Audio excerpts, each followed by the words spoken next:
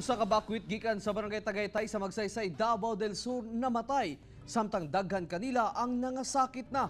Aniya ang detalye.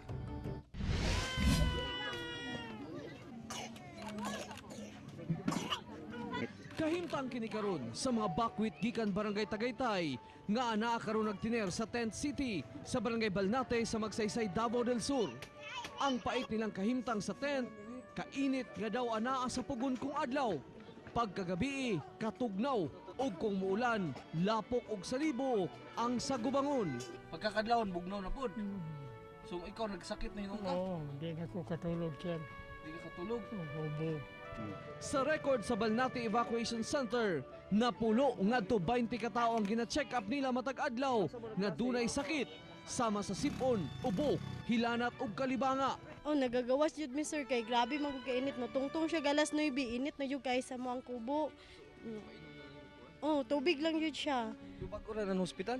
Oh, bago lang sir. Sir, namin repair mi sir everyday. Tapos gina-monitor na mo ang mga bakwit kung unsay ilahang gibati.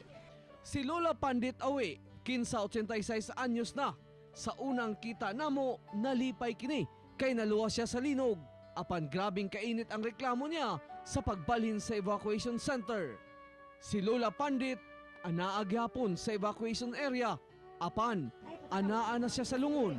Kay namatay kini, tungod wala na nakaya ang kahimtang sa lugar, tungod sa pangindaron ug sakit diining gibati. Kung dili lang init, dili man may problema. Pero init manggod ang tent niya. Usa pa, naman siya sakit daan.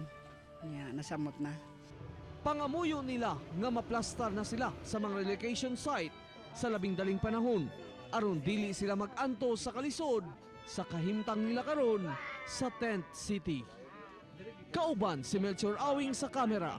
Ako, si Real Soroche para sa One Mindanao.